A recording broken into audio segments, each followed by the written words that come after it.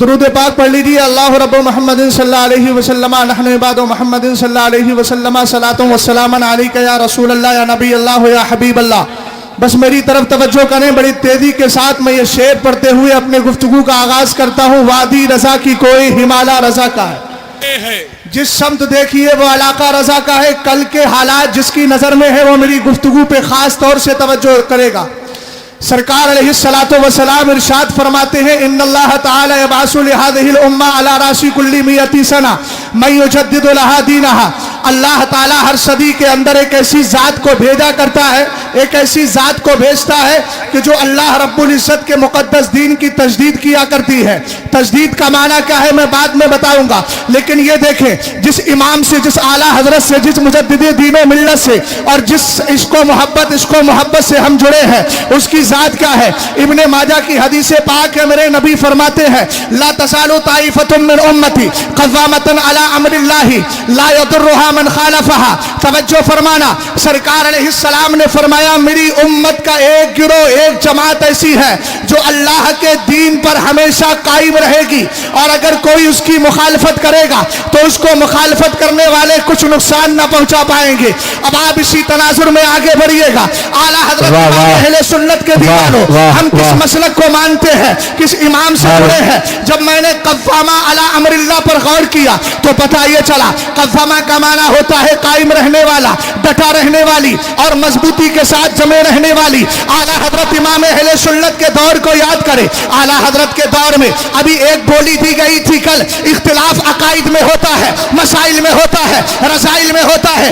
ایک اعلامیہ بھی جاری کیا گیا, اگر ضرورت دینی میں کسی کا اختلاف ہو تو اس کو افہام و تفہیم کرائی جائے. میں اہل علم کی خاص توجہ چاہتا ہوں اور میں اعلامیہ جاری کرنے والوں سے پوچھنا چاہتا ہوں کیا تم نے 50 سال میں کبھی افہام و تفہیم کرائی؟ کیا تم نے ممبر رسول پہ بلانے سے پہلے ان کو سمجھانے کی کوشش کی؟ اور جب نہیں کی ہے تو پھر یہ کس کو درس دے رہے ہو؟ الحمدللہ رب العالمین, ہمارے سامنے قوامہ کی تفسیر ہے, اعلیٰ حضرت کا دور ہے, عقائد میں اختلاف ہو رہا ہے. میرا امام علم غیب پہ کتابیں لکھ رہا ہے, اختیارات مصطفیٰ پہ کتابیں لکھ رہا ہے. اختیارات مصطفیٰ کے علاوہ اگر قسم الہی کے امکان کی بات آتی ہے تو اعلیٰ حضرت کتابیں لکھ رہے ہیں. یہ عقائد کی بات ہو گئی. اب مسائل میں آئیے آپ. اعلیٰ حضرت امام اہل سنت اذان ثانی پر بھی کتاب لکھ رہے ہیں, اور لکھنے کے بعد جب اعلیٰ حضرت نے تجدیدی کارنامہ انجام دیا, حاسدین نے اعلیٰ حضرت کے خلاف پروپیگنڈے کیے, اعدائے دین نے اعلیٰ حضرت کے خلاف پروپیگنڈے کیے, تو بریلی کا امام پکار اٹھا اور عرض کرنے لگا ایک طرف اعدائی تھی, ایک طرف حاسدی, بلتا ہے تنہا شاہ تم پہ کروڑوں درود. جب بریلی کا امام بریلی میں بیٹھ کر یہ پکار رہا تھا تو سرکار کی حدیث نے اس کی ڈھارس بجاتے ہوئے کہا اے امام احمد رضا خان عقائد کی بات آئے قلم چلاؤ. اے امام احمد رضا خان اگر مسائل کی بات آئے قلم چلاؤ. گھبرانے کی ضرورت نہیں ہے. لا يضرها من خالفها, اس لیے کہ مدینے والا تمہاری مدد کرنے کے لیے تیار ہے. جب مدینے سے مدد آئی ہے تو میرا امام پکار اٹھا اور عرض کرنے لگا کیوں کہوں بے کس ہوں میں, کیوں کہوں بے بس ہوں میں, تم پر فدا, تم پہ کروڑوں درود. سبحان اللہ سبحان اللہ. تھوڑی سی اجازت چاہتا ہوں.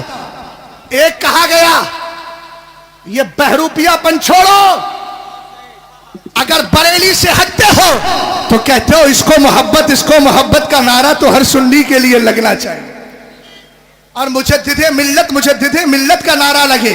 یہ اعلیٰ حضرت کے لیبل کے مطابق ہے. میں نے کہا نادان تو نے سمجھا ہی نہیں, ابھی بریلی شریف کے علماء کی زبان گونگی نہیں ہے.